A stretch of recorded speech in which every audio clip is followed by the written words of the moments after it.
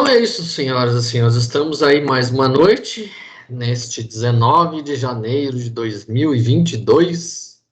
Mais uma noite dos nossos estudos. A nossa colega Amanda, com certeza ela está aquecendo a garganta com um bom vinho tinto. Por isso ainda não entrou. Mas estamos aí com o Profeta do Caos, o quinto cavaleiro do Apocalipse, sempre nos brindando com as piores notícias do Brasil e do mundo, senhoras e senhores, e quiçá interplanetárias. Estou aqui nas termas de Trajano, nesse calorão. É a melhor pedida, senhoras e senhores. Dar um banhozinho, um mergulhinho no tepidarium das termas de Trajana para nos refrescar. Estamos aí com o eclesiástico Jorginho, o espírita mais católico de todas as paróquias, senhoras e senhores.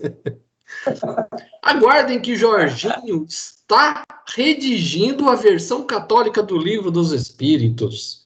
Vai se chamar o Livro das Almas, senhoras e senhores. Não percam, não percam, reservem o seu exemplar. O Livro das Almas. Sou eu, né? Vocês já se acharam? Tá todo mundo se achado aí já? Eu acho que sim. Vamos embora então. Ó, o título hoje, Prazeres dos Bens da Terra, 711. Tá achado, Jorginho? Vamos embora.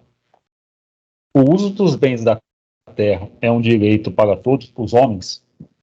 Esse direito é consequência da necessidade de viver. Deus não pode impor um dever sem dar o meio de satisfazê-lo.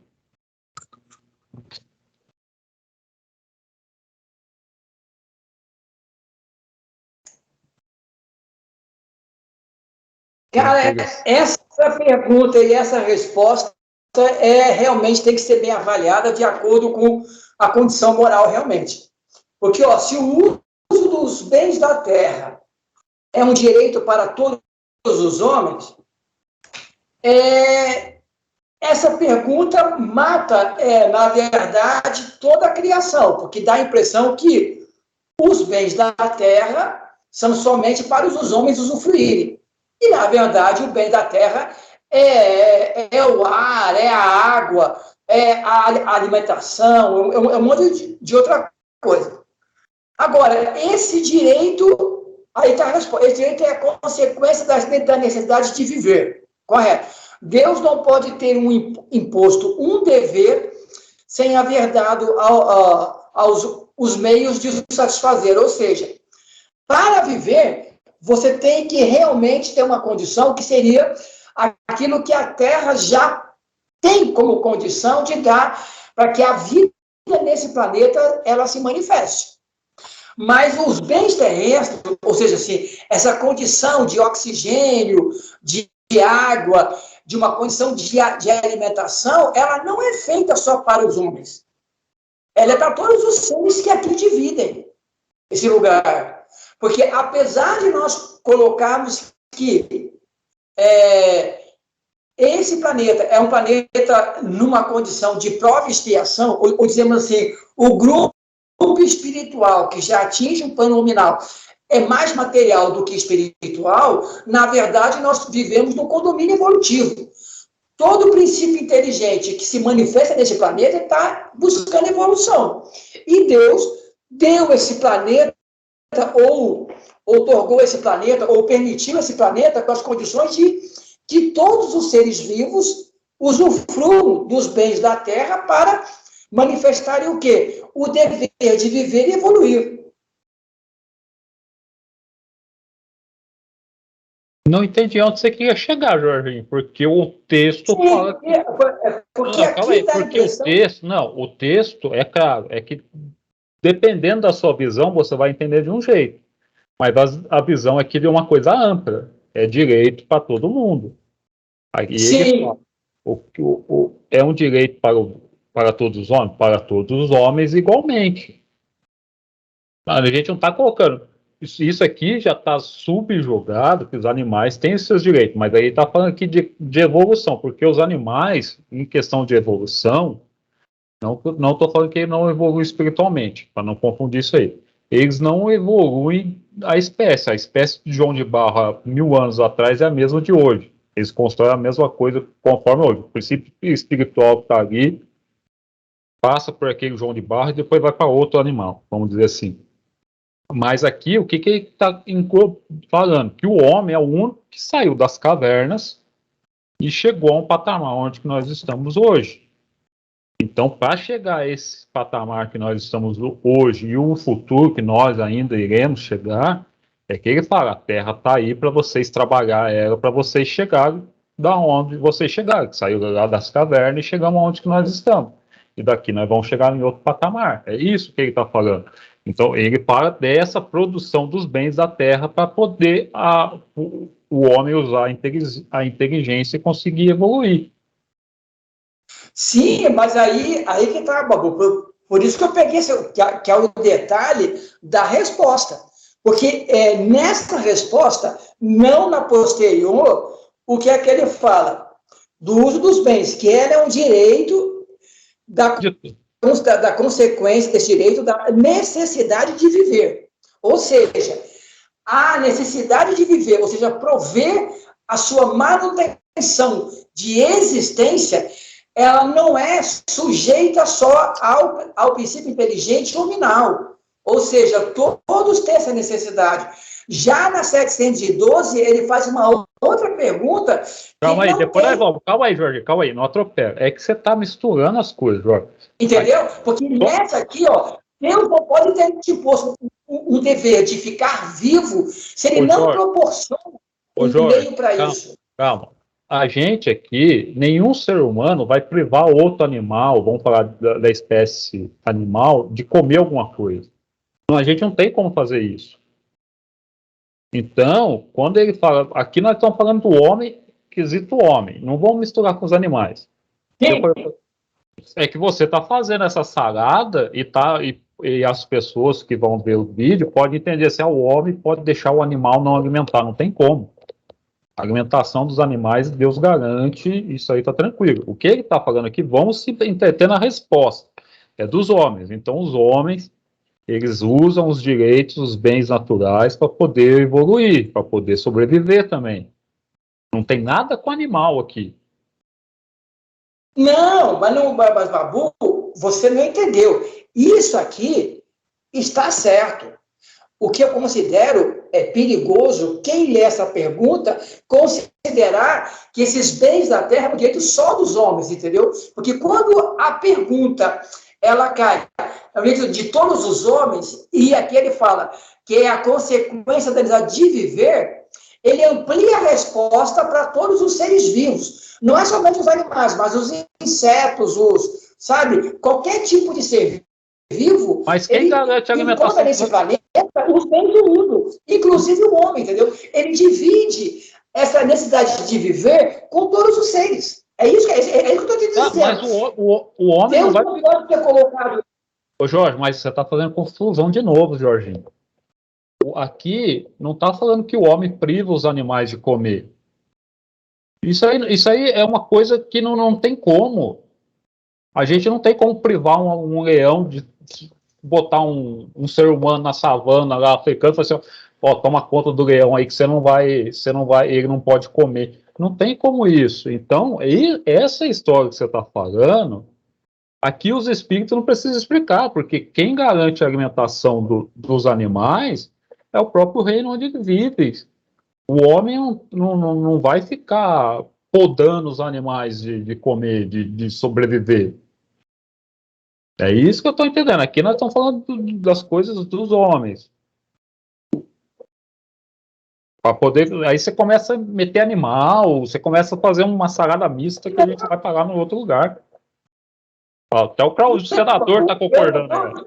Vem cá, eu não estou colocando os animais aqui, eu estou colocando todo ser vivo com o direito e o dever de também dividir esses bens terrenos. Mas não, o homem não impede, o passarinho vem comer as coisas aqui em casa, a gente não impede de comer.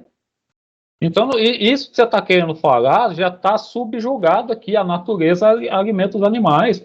É aquela passagem bíblica lá que o senador vai até saber melhor que eu, que ele responde assim, que Jesus, que é negócio do Salomão, nem as roupas do Salomão. Olhai os lírios do campo, nem nos templos de Salomão. Sim. Então, os animais são... não fiam, não tecem, né? E nem nos tempos de Salomão alguém se vestiu igual aos lírios do campo. É coisa desse tipo. Porque isso você está dando um contexto. Você vê que você também não está sendo literal. Só porque eu falei a resposta. Não, porque os animais estão nesse reino deles. Ali tem a alimentação dele. A gente não precisa. Eu não catolicizei a fala. Uhum. Mas aí, Jorge, que a gente está querendo falar, até o senador está concordando, que isso aqui a gente não tem como nós, homens, impedir dos animais alimentares. Isso que você está falando assim, é para todo ser vivo. Em nenhum momento a gente está falando ao contrário disso, é que você está querendo colocar questões aqui dentro que não é tipo, o que a pergunta está falando. Porque nós falamos, volto a repetir, os animais não têm como ficar sem alimento. Nós, homens, não vamos ficar vigiando os animais, você não pode comer. Eles vão alimentar. Fala, senador. Aqui ele está se restringindo ao ser humano. Porque a pergunta se é um direito de todos os homens. Ele não está falando se é o direito de todos os seres vivos, ele está falando direito dos homens. Então, ele restringiu a resposta à pergunta. Tanto que ele coloca aqui que Deus não pode impor um dever sem conceder meio de ser cumprido. Os animais não têm nenhum dever, Deus não impõe nenhum dever para eles, porque eles nem têm consciência para isso. Uhum. Então, o que você está querendo, Jorge, é dar uma amplitude para a resposta que ela não está dando. Então, a questão é que, assim, o ser humano, ele age com uma tal depredação da natureza que ele se sente aquilo que muitos religiosos falam, que o homem é o rei da criação, porque está lá na Bíblia, está lá no Gênesis, não sei o quê, o homem é o rei da criação, como se ele prevalecesse sobre todos os seres vivos. Não, a gente sabe que não é assim. Mas aqui a resposta ele está se restringindo ao ser humano. O que ele está colocando aqui assim, simplesmente isso. Deus não poderia colocar a gente nesse mundo material que a gente vive e não dar condições da gente sobreviver. Então nós, nesse corpo físico de carne que nós temos aqui, a gente não poderia reencarnar lá em Marte, que é um deserto, areia, a gente não ia sobreviver lá. Então ele tem que dar condições de você sobreviver. Então o homem, ele tem o direito de usufruir dos bens da terra. E essa questão aqui que ele coloca, consequência da necessidade de viver. Então, o que a gente vê? Por que existe fome no mundo? É porque as pessoas são egoístas. É porque ainda há um egoísmo. Então, por isso que as pessoas passam fome. Mas todos têm esse direito de, no mínimo, o básico para sobreviver. É direito do ser humano. Ele tem direito de aproveitar. Os animais não passam fome. Os animais da natureza não passam fome. Então não tem como o homem restringir esses animais a passarem fome. Então não tem nexo esse negócio. Aqui é alimentação para todos os seres vivos. A questão aqui é exclusivamente humana. Não tem nada de animal aqui.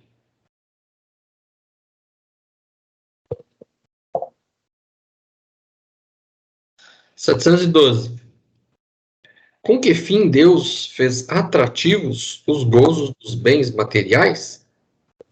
Para instigar o homem ao cumprimento de sua missão e também para o provar na tentação.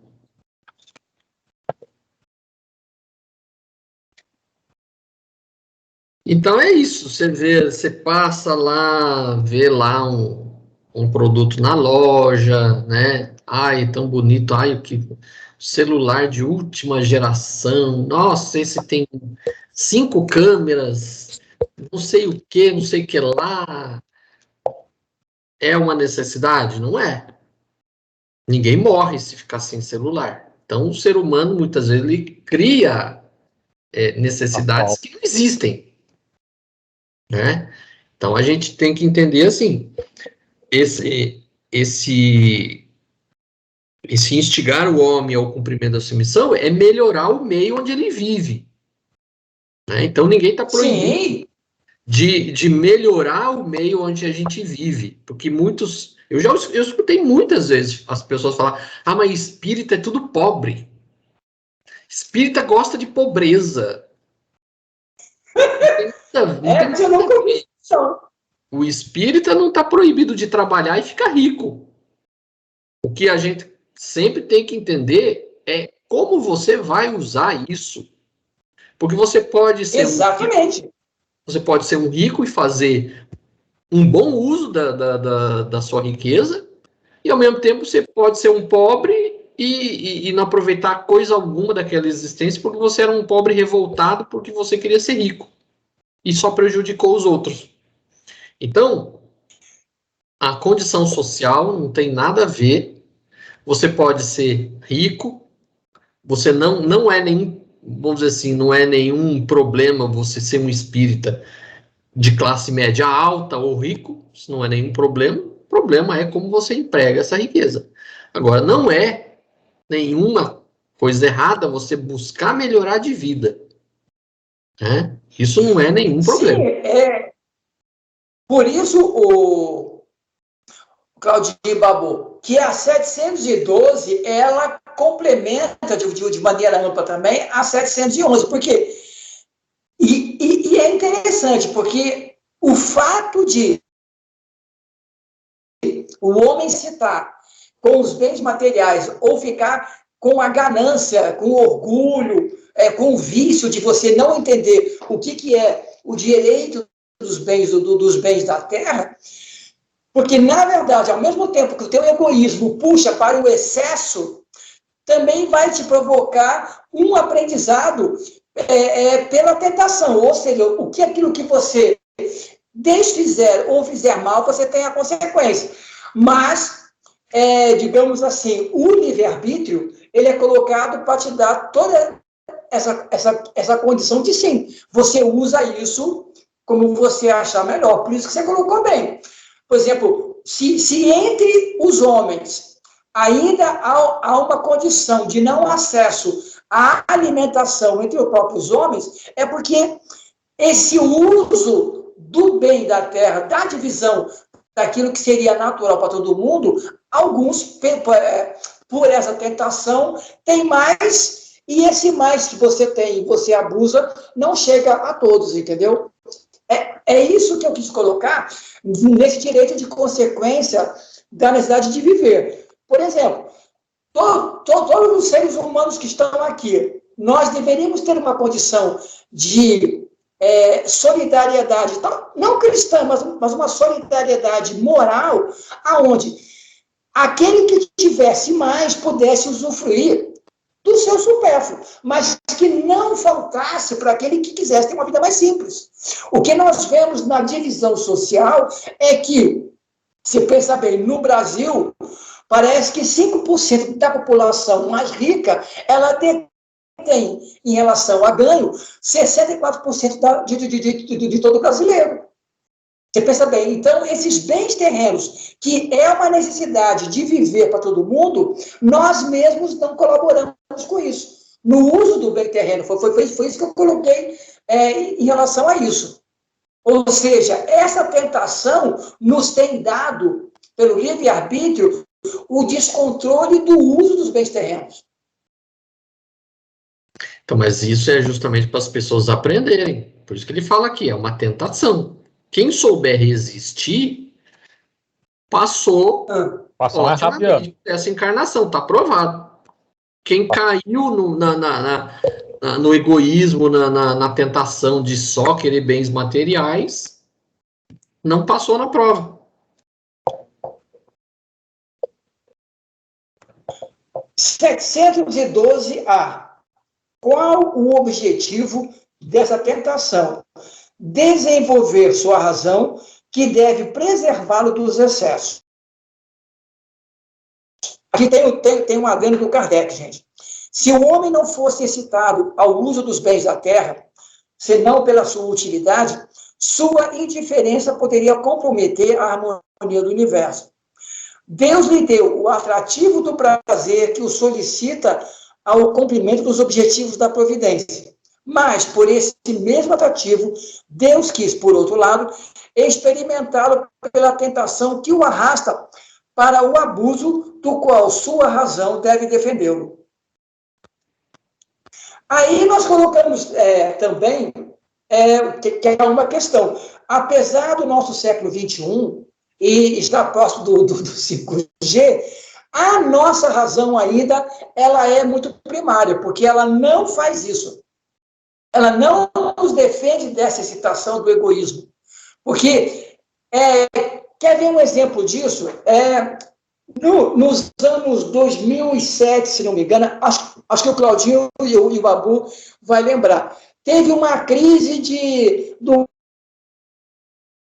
gás de cozinha disso, que o gás de cozinha que estava meio complicado, não ia ter mais, e todo mundo passou a comprar gás assim, correndo, porque o botijão não estava sendo produzido. Eu vi gente aparecer na televisão, o cara comprando 20 botijões de gás para levar para casa. Ou seja, ele não pensava, digamos assim, se eu levar 2, a família pode levar 1. Não, ele comprou 20 botijões, quer dizer, eu tenho que me salvar, o resto que se lasque. Então, mas não precisa ir muito longe. Nessa pandemia mesmo, tinha lá gente lá comprando lá 20 sacos de arroz. Fardo lá com 200 rolos de papel higiênico. Não precisa ir muito longe. Ou seja, praticamente. A nossa razão ainda ela é muito materializada, infelizmente. A nossa razão ainda ela ainda não nos defende dessa tentação. Vamos dizer assim, esse desejo que o homem tem de gozar os bens, como eu falo aqui, instigar o cumprimento da sua missão, isso faz parte do progresso. Quer dizer, se as pessoas não almejassem melhorar, a gente estava na idade da pedra ainda. Estava tudo morando em caverna. Então, tem o lado positivo, que é que hoje nós chegamos aí numa tecnologia inimaginável.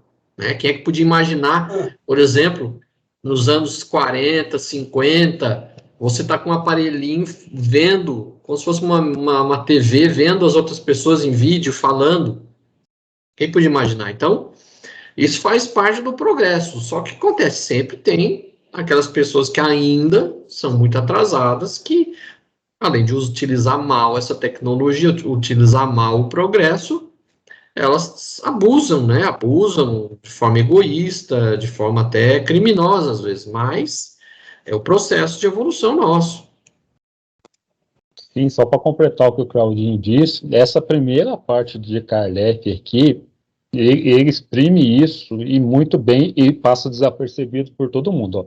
Se o homem tivesse considerado o uso dos bens da terra somente pela utilidade que eles têm, sua indiferença poderia comprometer a harmonia do universo. Não fala nem da Terra, fala do universo. Se a gente se contentasse de ficar só dentro das cavernas, não ia ter evolução, os espíritos. É uma coisa, se a gente tirasse o homem daqui e deixasse só os animais aqui, ia comprometer a própria vida aqui do planeta, se não tivesse um outro ser aqui.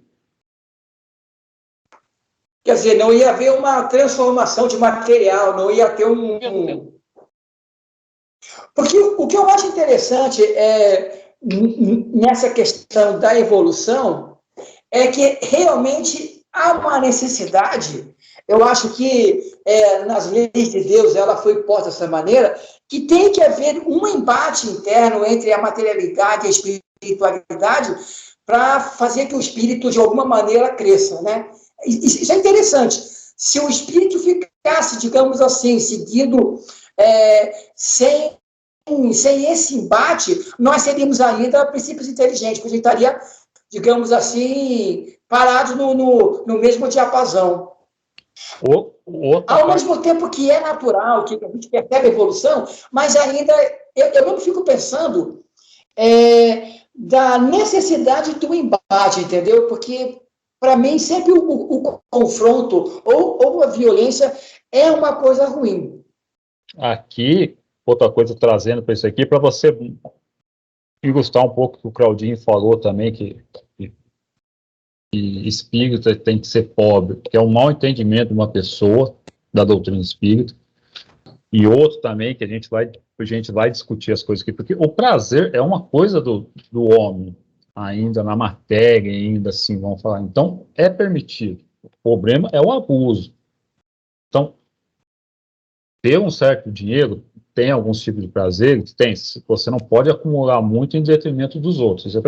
Outra coisa que cai aqui, ó, legal, que nem tem uns samaritanos, e aí, Jorge, eu tenho que falar que você não vai gostar, porque eu até postei no grupo esses dias.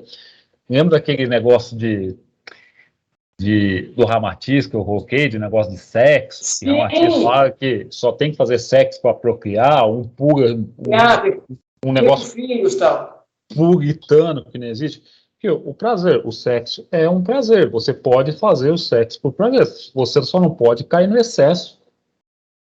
Aí que tá. Então, aí simplesmente todas essas ideologias que o pessoal faz aí, de coisa puritana, que sempre cai em coisas dogmáticas, que espírito tem muito, que no estudo tem muito para esses lados, de cair nessas incoerências doutrinárias. Não, para você ser espírita, você tem que ser pobre, não pode fazer sexo, você não pode os excessos. O prazer é dado ao homem justamente para até experimentar por tentação. Você vai achar um negócio bom, mas tem que ser o limite. Sim, mas eu dizer, o mais interessante, Babu, realmente é isso, a gente compreender que a lei, ela realmente é de embate entre os desejos que te impulsionam a crescer, tipo, digamos, você tem ambição, a ambição é algo bom, mas o problema é você perceber pela razão quando ela ultrapassa o limite da ganância. Porque a ganância você não satisfaz. Ou seja, o prazer deve e pode ser satisfeito.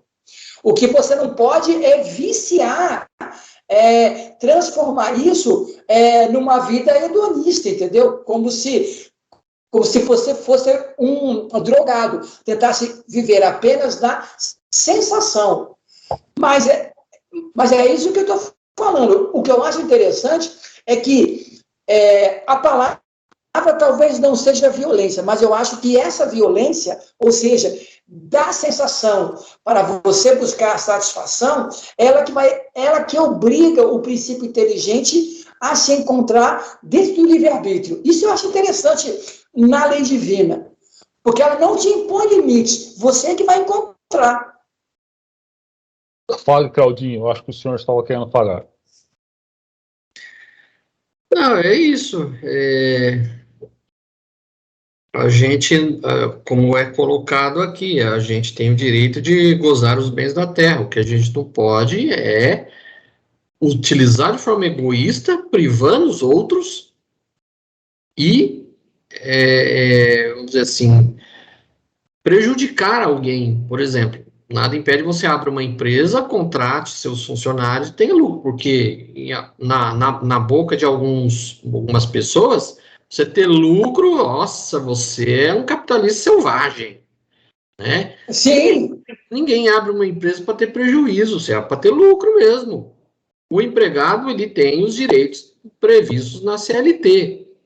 O empregador, ele não tem fundo de garantia, ele não tem férias. O que ele ganha é o lucro. Então, se a pessoa for abrir uma empresa para não ter lucro, ninguém abre. E nenhum abrindo empresa não tem emprego. Então, essa é a premissa que nós temos que entender. Você não está impedido de abrir uma empresa, de ter lucro e se dar bem. Agora, você não pode fraudar a legislação trabalhista, não pagar os direitos do seu funcionário, né? Impor jornadas estafantes. Isso você não pode fazer, porque aí você está ficando rico às custas dos outros. Colocar o salário muito mais baixo, tipo... Então vamos embora. 713. Aí, ó, os negócios dos prazeres. Os prazeres têm limites traçados pela natureza se tem o limite do necessário, mas pelos excessos chegais ao extremo exagero e a repulsa e vos punis a vós mesmos.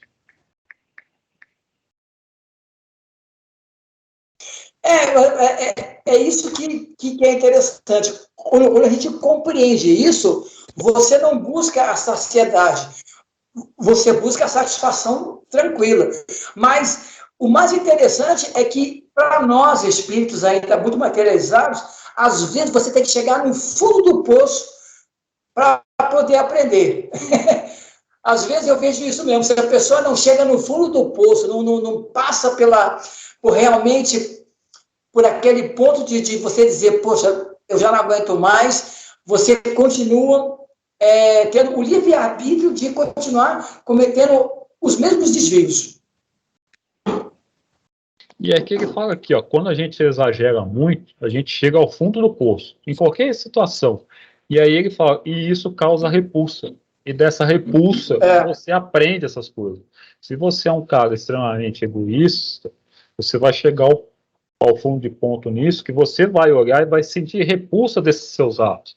Então, o extremo funciona assim, você chega num extremo, uma condição extrema de qualquer coisa, e você vivenciou tanto aquilo, você trouxe isso tanto dentro para você, dentro de ti, que isso vai começar a causar repulsa em você. Então você vai ter, é a mesma coisa que fala assim, ó, você pode comer, o senador gosta de chocolate. Então nós falamos para o senador, então, ó, senador, então toda a sua alimentação agora, durante um mês, vai ser só chocolate. Você vai poder comer chocolate o dia inteiro. Primeiro dia do senador vai ser beleza. Chocolate de manhã, na hora do almoço, no café da tarde, na janta. Tá. Segundo dia, chegar no quinto dia, ele já não quer mais ver chocolate, não. Por mais que ele ame chocolate na vida, vai causar repulsa. Ele vai dizer, nunca mais quero chocolate na minha vida. Então, esse ato dos extremos, que a gente vai é só para dar uma coisa figurada da isso. Quando você abusa demais, você começa a ter repulsa daquilo. É a mesma coisa que você abusa muito de uma comida. Você começa a ter repulsa daquilo. Eu lembro de uma colega que ela dizia assim que ela, às vezes, a maioria das vezes, assim, ela estava com fome, ela almoçava. Depois que almoçava, ela não suportava sentir cheiro de comida. Que o próprio organismo já dava o sinal de que, ó, tá satisfeito, acabou. Eu lembro também do meu irmão. Vocês conhecem aquele negocinho chamado mandiopan? Mandiopan antigo? Isso aí é antigo. Quando eu era criança, minha mãe fez bastante, um monte de mandiopan. Assim, meu irmão comeu, mas comeu tanto, que ele passou até mal. Até hoje, eles não suportam nem o cheiro de mandiopan. Você vê que a natureza, a própria natureza já te dá um freio. A gente tem que estar atento a isso. Vai, senador.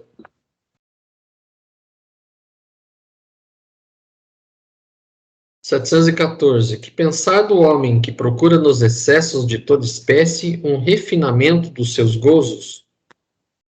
Pobre criatura, que devemos lastimar e não invejar, porque está bem próxima da morte.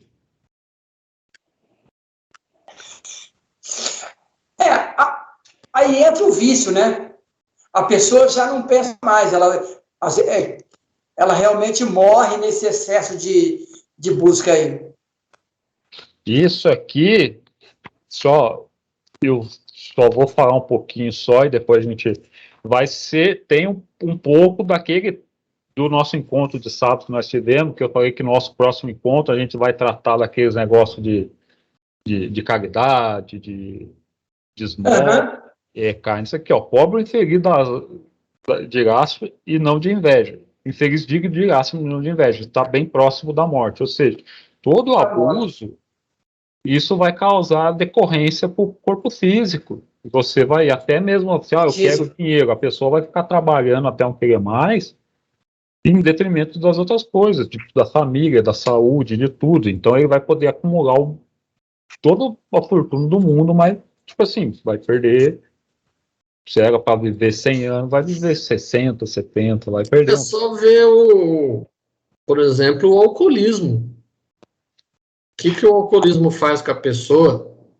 Eu lembro quando a gente trabalhava na obra social Meia e Meia, quando a gente tinha, todo domingo de manhã tinha evangelização infantil, tinha lá dos jovens e tudo mais, a gente servia um almoço, chegava lá pelas 11 horas, 11h30, servia o almoço e a gente passou também a servir o almoço para esse pessoal de rua.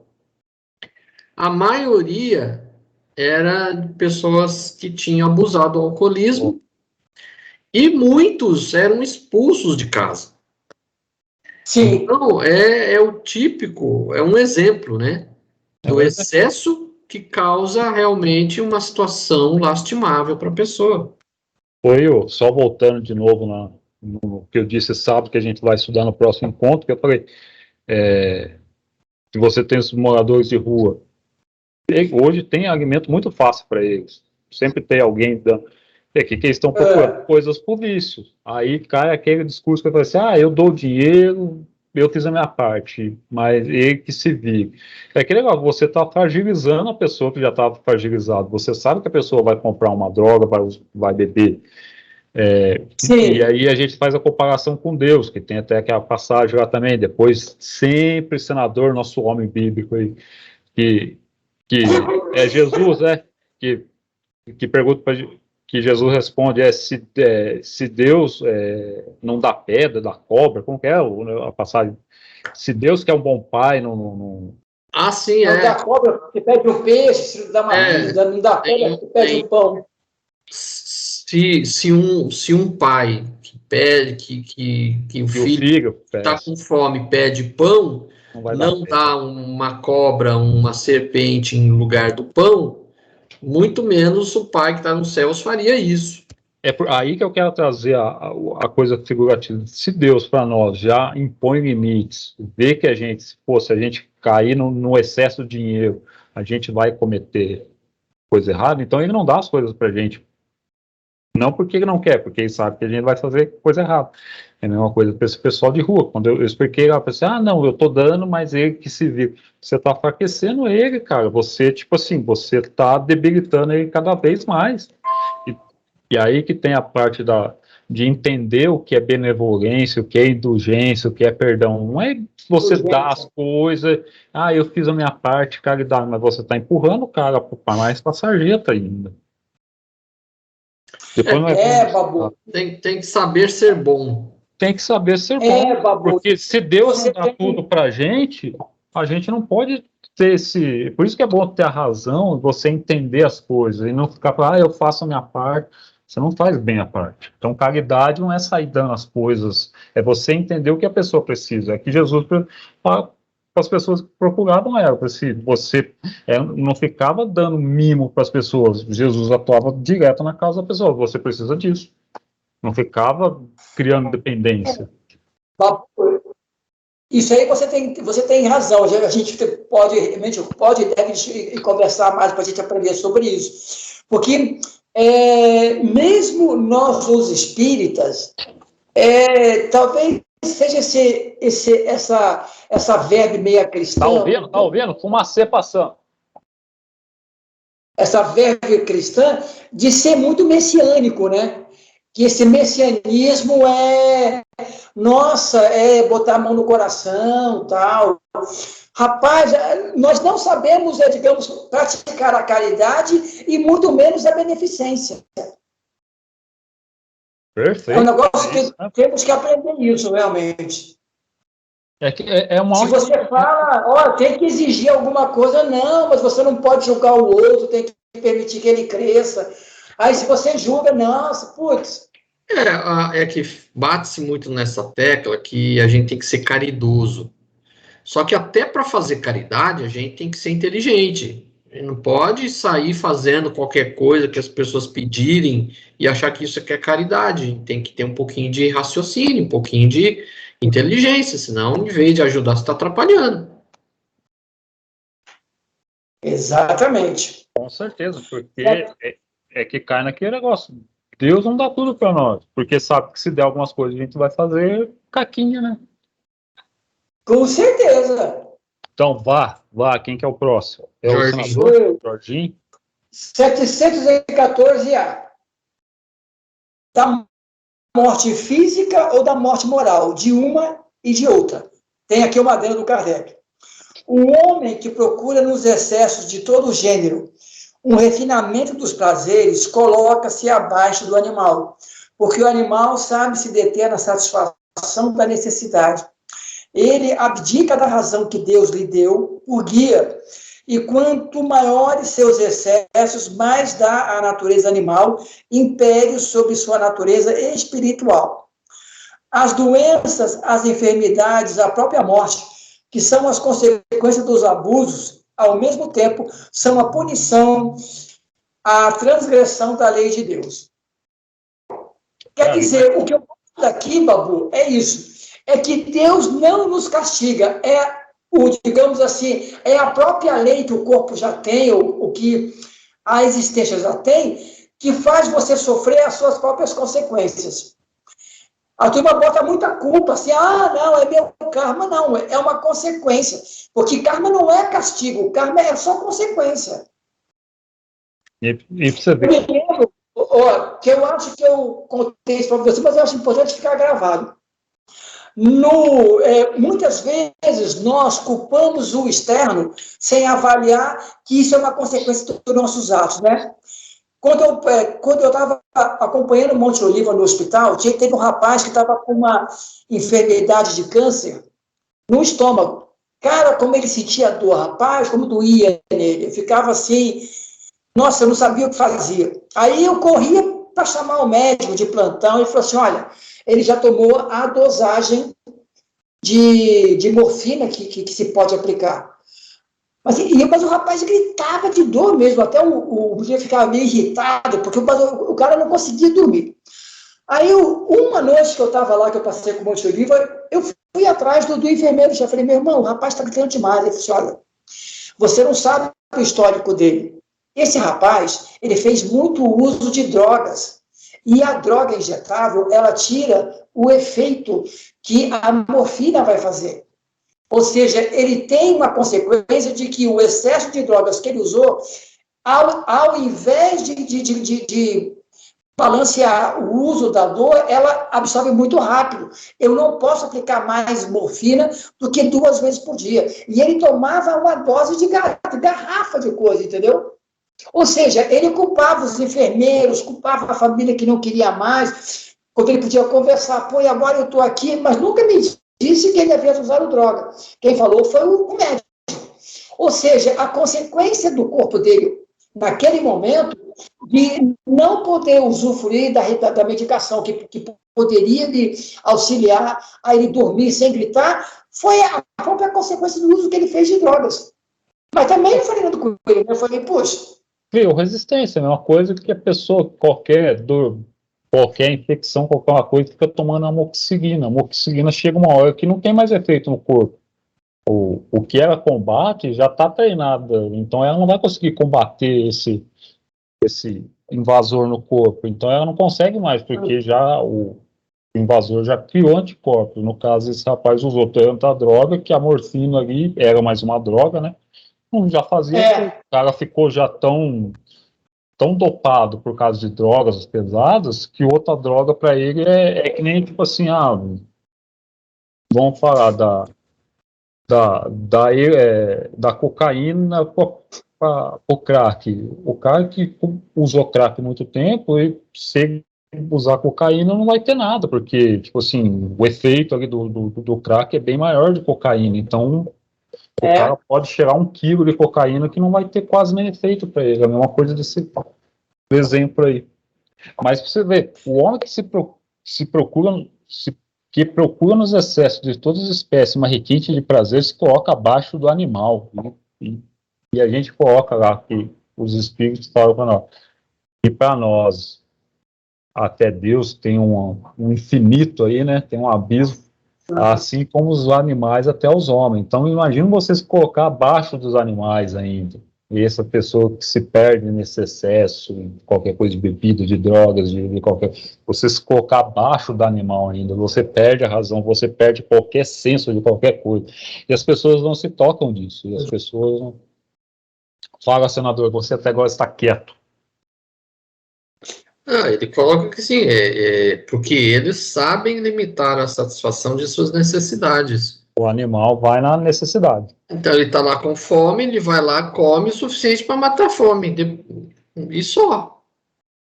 Tanto que você vê quando tem aqueles predadores, aqueles leão, aquele negócio, eles comem, deixam, depois vem uns outros, aí vem os animais menorzinhos, come, depois até sobrar as carcaças do pulo.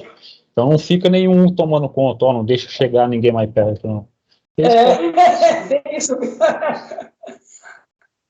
É bem isso mesmo. Vamos embora. Então, sou eu, né? Necessário e supérfluo. 700... Isso aí também a gente precisa aprender também. Um cênica, eu já falei. É necessário e suficiente. Cênica não, epiteto. 715. Como o homem pode conhecer o limite do necessário? Aquele que é sensato o conhece pela intuição. Muitos o conhecem pela experiência e a sua própria custa. Ou seja, a gente já tem a intuição, a gente comeu, ficou tranquilo, mas a gente sempre tem um zoinho gordo, não, cabe mais um pedacinho, e, né, não, é bom, a gente sempre quer dar uma beliscada. A gente já tem isso por intuição. Aí ele fala, muitos conhecem pela própria experiência. É o caso de comer chocolate. Vou comer chocolate. Come chocolate o dia inteiro. No outro dia já não quer mais olhar para a cara do chocolate porque abusou demais. Eu lembro quando eu era criança, que eu estudava, acho que fazia a 4ª série, nós fomos numa excursão para Nestlé. Aí lá falaram, não lembro, não sei se isso era verdade, mas falaram que os funcionários da fábrica, nos primeiros dias, eles entupiam o funcionário de chocolate. Que aí a pessoa ficava tão achocolatado que nos outros, depois a pessoa não iria nem mais sentir cheiro de chocolate.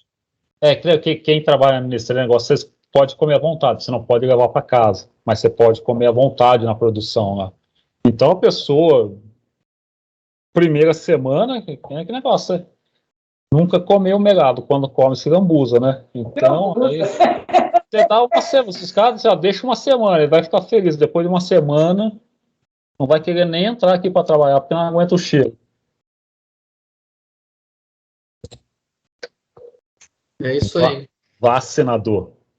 716. A natureza não traçou o limite do necessário em nossa própria organização? Sim, mas o homem é insaciável. A natureza traçou o limite de suas necessidades na sua organização, mas os vícios alteraram a sua constituição e criaram para ele necessidades artificiais. Que não são reais. Ou seja, eu preciso comer um petit gâteau todo dia, eu preciso comer um croissant todo dia, eu preciso... Não precisa, né? Se eu não comprar aquilo, eu não vou ser feliz. Nossa, rapaz do céu. Eu me lembro, eu ainda estava no planejamento que é da prefeitura, me lembro que veio um cara de São Paulo, ele veio fazer uma pesquisa aqui em relação ao Rio Paraíba. E a gente ficou amigo porque eu trabalhava em pesquisa de dados, né? E aí a gente ficou conversando e ele estava muito chateado porque a vida dele tinha dado para trás, ele teve que arrumar um emprego diferente, a vida dele já não era mais o que era. Ele falou assim, nossa, você pensa bem, jovem, olha, isso já faz tempo, hein? Você pensa bem, jovem. Eu não consigo mais, uma vez por ano, ir para a Europa. Ele falou isso com uma dor tão grande, cara, que eu falei, cara, eu não consigo viajar um fim de semana para ir para Lambari. Quase que eu falei para ele, não acreditar em mim. Cara, mas ele falou com uma dor assim, eu não consigo mais levar minha família para a Europa uma vez por ano, pelo menos. Rapaz, era uma necessidade física do cara, emocional. Ele sentia o último homem do planeta, cara, imagina só. Eu quase ia fazer uma piada, né, com ele, pô. Né? Eu falei, pô, eu cheguei em casa aqui, contei, falei, pô, Maria Emília, o cara não pode ir para a Europa, a gente devia estar triste, porque a gente não consegue ir no fim de semana para Lambari. Imagina nós. O que ele coloca aqui. Criaram para ele necessidades artificiais. Ele não vai morrer se ele não for para a Europa. Mas ele estava triste mesmo, Claudinho. Ele literalmente estava desanimado. É essa condição psicológica que traz o sofrimento para ele. Aí que está o castigo dele, né? Foi criar essa exigência, essa coisa, e ele auto se castiga porque não pode ir mais. Para ele, aquilo é uma dor para ele. Cara, e a alegria do pobre aqui é ir todo domingo na feira. Oh, delícia! Ele comprou o pastelzinho dele. 717. Rapaz, vamos lá. 717. Que pensar daqueles que monopolizam os bens da terra para se obter o supérfluo em prejuízo daqueles a quem falta o necessário. Eles desconhecem a lei de Deus e responderão pelas privações que terão feito experimentar. Aí vem Kardec. O limite do necessário e do supérfluo nada tem de absoluto. A civilização criou necessidades que a selvageria não tem. E os espíritos que ditaram esses preceitos não pretendem que o homem civilizado deva viver como selvagem. Tudo é relativo e cabe à razão distinguir cada coisa.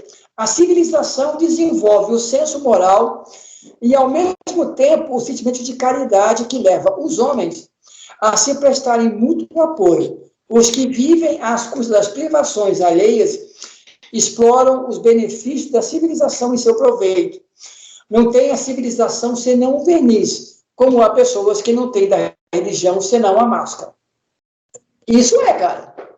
Isso é. E porque o que Kardec vai trazendo aqui, a cada etapa da humanidade, você tem um necessário diferente. O que era necessário para a gente no tempo das cavernas é uma coisa, depois, como um índio, era outra coisa. Então você vai. Mas aí o que acontece? Quanto mais parece que a gente aqui, que nem fala assim, parece que é travou a língua. Fisicalizado, mas não é, só tem o verniz. Por quê? Porque a gente começa a criar tanta coisa supérflua que a gente começa a retirar dos outros. Então, a gente a gente tem, como humanidade chegou a tal ponto, a gente tem algumas necessidades maiores, e a gente não pode ser, a gente tem um pessoal que é tipo o Jorginho, assim, não, a gente tinha que viver que nem os índios, cada um, não tem como mais, a gente tem que ter o necessário, só que a gente não pode cair no esbanjamento, né, porque não pode começar a criar mais do que a gente falou, ideias que não correspondem com a realidade do que a gente está aqui nesse... Mas o Babu, isso está falando, é verdade. Porque é o seguinte, claro que hoje não é uma necessidade vital, digamos assim, a pessoa ter sempre o último tipo de celular, nós estamos falando sobre isso. Mas se você é uma pessoa que trabalha com excelência de produção, você precisa de uma instrumentação à altura do que você usa. O grande problema é o seguinte, por exemplo, eu quase não uso nada disso, então eu tenho pouco aplicativo, mas eu vejo gente que tem, cara, não usa um terço do que tem de aplicativo e reclama com o César, o celular está travando, mas o cara bota TikTok, sai aquela coisa de fazer máscara, o cara coloca, o cara enche sua vida de artifício que o mundo te dá, mas depois não sabe utilizar. Eu tinha um amigo meu, ele tinha uma amiga que ele está desencarnado já, ele falou assim, Jorge, como as pessoas são incríveis, né? Ela estava conversando, falou assim, olha, o meu namorado me deu o mais caro celular. Nossa, e Pedro, você está contente? Não estou. Por quê?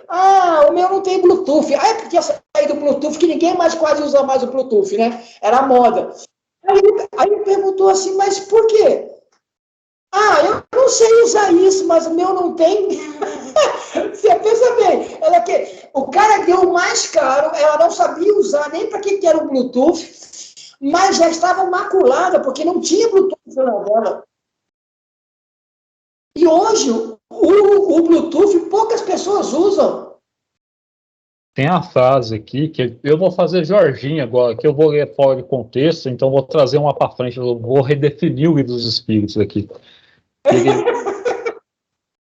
Aí ele fala aqui, ó, a frase correta, acompanhar, tudo é relativo e cabe à razão distinguir cada coisa. A civilização desenvolve o senso ético e, ao mesmo tempo, o sentimento de caridade que leva os homens ao apoio mútuo. Se a gente pegar essa primeira frase, analisar e depois a segunda, que é na verdade a primeira, a gente consegue ter um consenso legal. Cadê? Eu me perdi. Ó, tudo é relativo e cabe à razão distinguir cada coisa. Ou seja, então, como eu falei assim, então, cada época nossa aqui na humanidade, a gente vai ter maiores necessidades. Pô, mas cabe à razão distinguir o que já é excesso do que passa a ser supérfluo já, né? Então, essa parte aqui eu achei muito interessante. Outra coisa interessante que é, como a gente às vezes é enganado pelos olhos, eu sei que o Bambu não vai reconhecer, mas como nós dois, eu e o Claudinho, já estamos nessa certa idade, conhece. Alguém aqui lembra aqueles caras que vendiam fruta na rua e tinha aquela maquininha que descascava a laranja, o cara encaixava ela e girava aquela maquininha, ela ia descascando rapidinho a laranja? Eu vejo isso muito nos Estados Unidos, ainda com as mulheres que fazem torta de maçã. Aí é que tá. Isso em São Paulo tinha de monte, cara. Os caras que vinham com fruta, com os carrinhos dele, tinha essa maquininha de descascar laranja. A Arno lançou a mesma coisa pra você descascar. Só que ela era muito mais lenta que o cara na manivela. E eu me lembro que uma pessoa que eu gosto muito comprou, botou em cima da geladeira para descascar batata. Aí botava aquele batatão naquela maquininha e ela ficava girando e aquilo ia devagar, devagar, sabe? Chegou uma hora que ela comprou aquela birosca, colocou em cima da geladeira como se fosse um pinguim e nunca mais usou. Quer dizer, ficou com supérfluo ali, porque ela não percebeu que aquilo era apenas um ganho besta, cara. A gente não percebe como a natureza da excitação e como esse pessoal faz, cria aparelhos inúteis, porque para você descascar uma batata é mais rápido na mão do que você botar naquela maquininha e ela ficar girando. Mas isso é reflexo de uma sociedade que nós estamos vivendo, uma sociedade consumista. Então a pessoa faz propaganda apelando para o seu consumismo. Aí você vai lá e compra. Aí só depois, na hora de usar, que você vê que foi uma bobagem. Antigamente, lembra quando lançou, virou moda, tinha cada esquina, aquela lojinha de R$1,99? A pessoa entrava lá, não precisava nada daquilo, mas, nossa, é R$1,99 só, você sai comprando um monte de coisa que hoje em dia reciclaram isso, como sempre reciclam. Agora, porque tem umas lojinhas dessa no Japão que vende um monte de quinca de coisa assim, mas tudo preço barato também. E agora a explosão é isso aqui. Agora você tem shopping aqui em São José, as lojinhas japonesas que chamam. Você entra lá, lojinha japonesa. porque isso no Japão já é milenar, vamos falar assim, já existe desde muito tempo lá. E agora começou, mas é uma mesma ideia do 99. Você entra nessa lojinha japonesa, você encontra de tudo ali. De decoração de casa, tem tudo. Aí você vê um monte de gente lá comprando coisa. Nossa, isso é legal, isso é... Mas depois no dia a dia mesmo não vai ter tão útil assim, né? Vai usar uma vez, 2 vezes, depois deixa lá descansando. Quer dizer, fica um lixo desnecessário para o mundo, porque você cria necessidade, você pensa bem, né? Esse lixo que é complicado.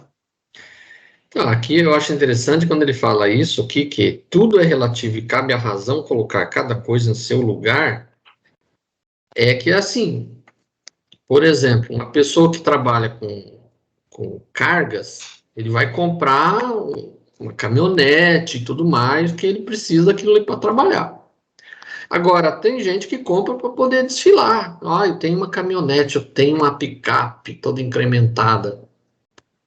Um é necessidade, o outro não é. Então, por isso que ele coloca aqui. É relativo, cabe a razão, né? Você ter um pouquinho de senso e ver, realmente eu preciso daquilo?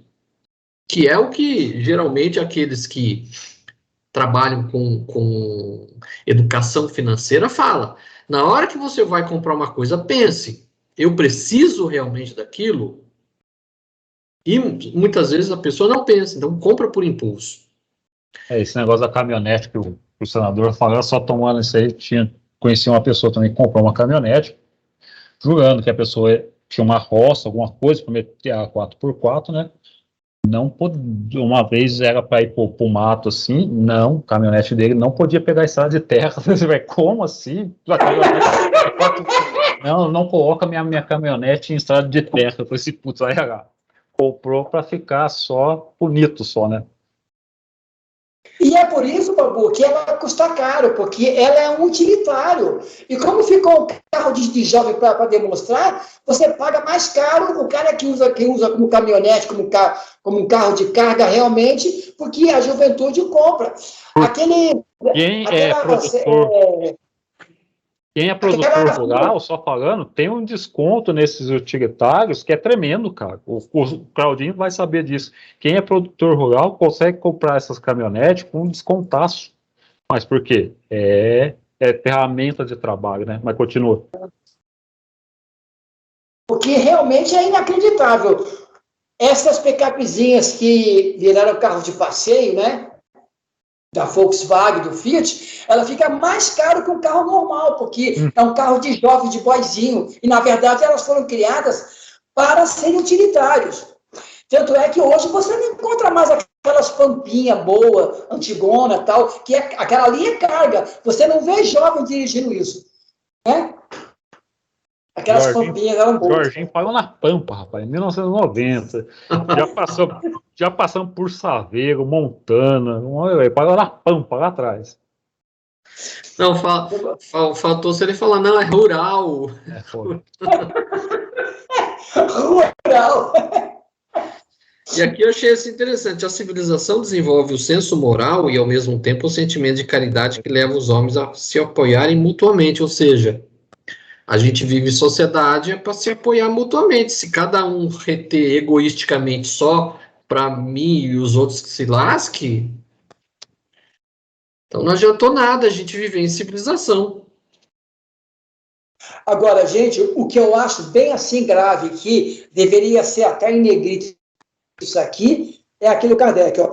Os que vivem às custas das privações alheias exploram os benefícios da civilização em seu proveito.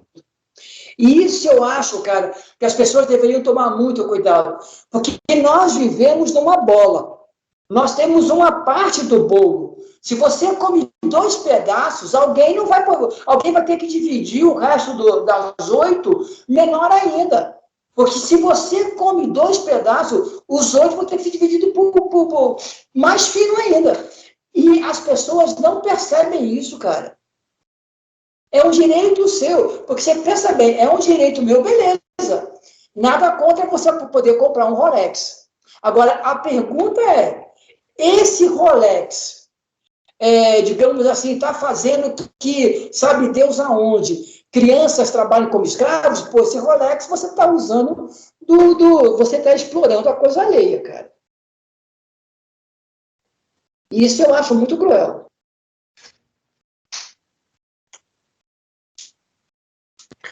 É o Jorginho? Não. Sou Joe mesmo? Sim. Eu já li agora é tu. Vamos lá, então. Privações voluntárias e mortificações. 718. A lei de conservação obriga o homem a prover as necessidades do corpo? Sim, sem força e saúde, o trabalho é impossível. Beleza. Porque ele só dá esse adentro para as demais respostas ali, que ele vai falar dessas privações voluntárias e essas mortificações, né? Então ele fala assim, A lei da conservação obriga o homem às necessidades do corpo. Você precisa alimentar seu corpo para se manter para o trabalho, né? Sim. Vai, senador, vamos desenvolver esse capítulo. 719. O homem é censurável por procurar o bem-estar?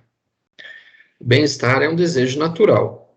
Deus só proíbe o abuso, por ser contrário à conservação, e não considera um crime a procura do bem-estar, se este não for conquistado às expensas de alguém, e se não enfraquecer as vossas forças morais, nem as vossas forças físicas. Cara, essa resposta é uma pancada na cabeça. Você vê? Ó, e ela não deve enfraquecer as vossas forças morais, cara. Nossa, tem que ler isso com muito cuidado, cara. Porque a questão aqui do bem-estar é um conforto diferente. Bem-estar não é só aquele conforto luxurioso. Bem-estar é toda uma coisa de harmonia. Você está bem na alimentação, ter um lugar para você morar, ter roupa considerável, a tua vida ser harmônica, entendeu? Você ter um bom trabalho, um bom soldo. Quer dizer, esse bem-estar é uma coisa bem, bem complexa. O bem-estar que ele coloca aqui, quando ele coloca que se não enfraquecer as vossas forças morais nem as vossas forças físicas, tanto o abuso como, por exemplo, vícios, né, cigarro, bebida, droga, como morais. Então, você prejudicar os outros, você falar mal dos outros, você fazer intriga, né? Tanto abusos físicos como morais. Sim. Principalmente nessa parte de procurar o bem-estar, né? Que nem você falou, ninguém juntando o que você falou e o que o Jorginho colocou, que ninguém é proibido de abrir uma empresa e procurar o lucro. Isso sim, o mal moral nosso é que nem o Jorginho colocou, você contratar crianças num país subdesenvolvido para trabalhar 12 horas para ganhar uma mínima. Aí você já está nessa condição moral já, né? Você já está se comprometendo moralmente com isso. Eu gostei, eu até mandei que é para vocês, um pastor que hoje foi expulso da igreja adventista, porque ele fez uma pregação, foi considerada herética.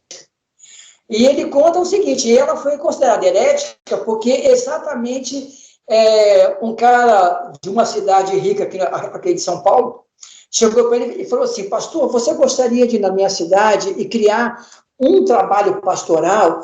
Eu queria que os meus empregados começassem a ler a Bíblia, fazer uma coisa assim.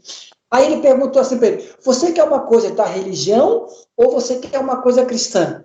Falei, não, pastor, só vai lá, nós vamos fazer uma sessão de oração, leitura do evangelho. Ele falou, não, isso é uma coisa da religião.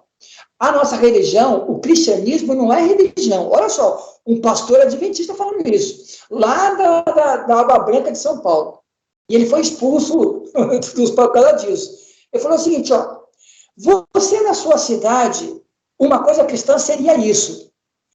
Você na sua cidade, na sua usina de açúcar e de álcool, fazer o seguinte, procurar a prefeitura e procurar saber qual é o IDH da região, entre funcionários, pessoas pobres da cidade, e criar um programa de educação com seu lucro, de educação para todos, estudo básico para os adultos, procurar uma coisa assim. Eu falei, mas pastor, se eu fizer isso, os próprios, digamos assim, meus competidores vão achar estranho e não vão gostar, vão me colocar fora do grupo, porque eu estou no contra o que eles fazem. Ele falou assim, então você quer uma coisa de religião, isso eu não faço.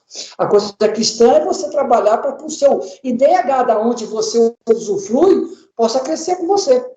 E eu achei interessante a ideia dele, mas o mais interessante foi a resposta do dono da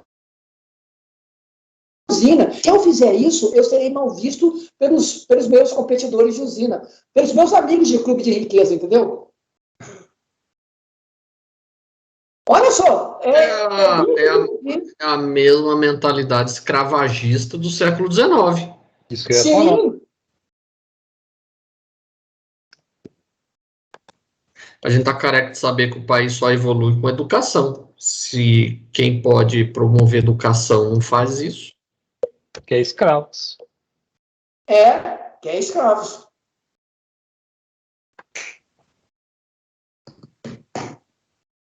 Jorginho, é É tu. o Jorginho.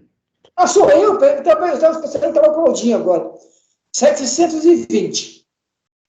As privações voluntárias em vista de uma expiação igualmente voluntária têm algum mérito aos olhos de Deus? Fazei o bem aos outros e merecereis mais.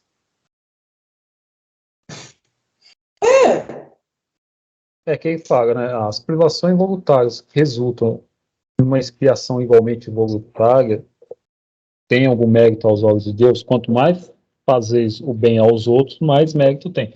Aí que cai, aí que, tipo assim, tem que ter o bom senso, a razão, senão cai naquela preguice da caridade que a gente estava discutindo lá atrás. Porque espírita, católico, lê isso aqui e acha que tem que fazer dando as coisas. Você tem, o que a história que o Jorginho acabou de falar. Você tem que ver o contexto e educar essas pessoas para a sociedade, não é só ficar dando as coisas. Sim. Senão você cai Agora, nesse ciclo vicioso, você fica viciando a pessoa nas coisas e você não desenvolve esse humano.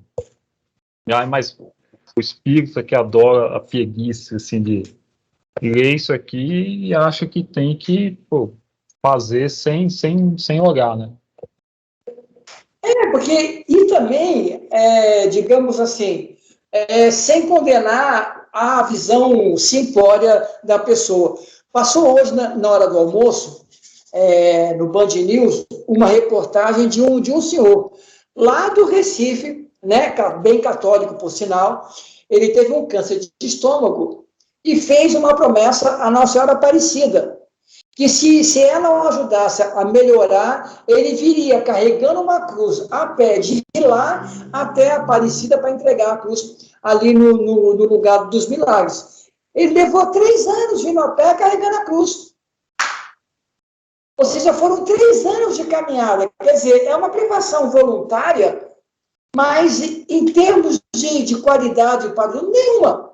Mas a simplicidade também não pode ser colocada de maneira culposa, mas que realmente o padre deveria ter dito, olha, cara, em vez de você carregar essa cruz até São Paulo, a pé, vamos fazer alguma outra coisa. Quer dizer, ele se permitiu que a sua condição religiosa lhe fizesse uma coisa sem utilidade. Para que serve ficar andando a pé de Recife até aqui para carregar uma cruz?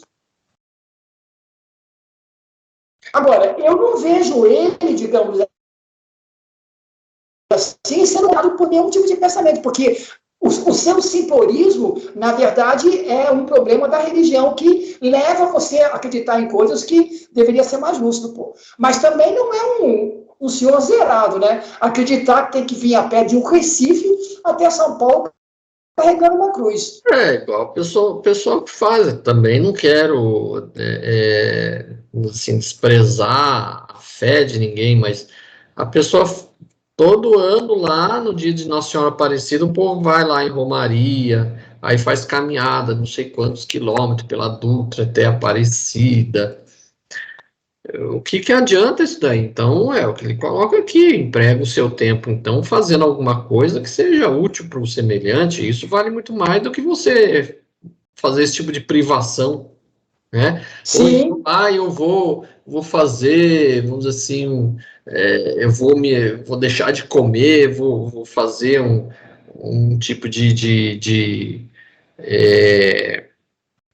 dieta, alguma coisa assim, que eu não vou comer tal coisa por tanto tempo, como se fosse uma promessa. Também não adianta nada, você vai enfraquecer seu organismo e não vai resultar coisa alguma, né? Eu vejo isso também, não querendo criticar os muçulmanos, mas todo ano tem o mês lá do Ramadã que eles não comem nada o dia inteiro, né? Mas chega de novo, cara, do nascer do sol até o pôr do sol, eles não comem nada, só bebem água. O que adianta também se você não fizer nada em prol do semelhante? Aquilo lá também não adianta. Deus não vai querer que você enfraqueça o seu corpo. Você está prejudicando o seu corpo físico, que nem é seu, é emprestado. Ele foi emprestado para que você possa agir nesse mundo. Se você está enfraquecendo o seu corpo, é o que, que é colocado aqui na pergunta anterior, aqui, ó, da 719. Enfraquecer as vossas Isso. forças morais, nem as vossas forças físicas. Físicas. É que tem essa ideia primitiva ainda de negociar com Deus, né? Nossa, Negociar com Deus, realmente. para ganhar, esse negócio não existe. Só a gente vai terminar, porque já são quase 8h20. 8h20, é o horário do Claudinho fazia a compra dele no Pira. Estamos na 720, hein? 20A.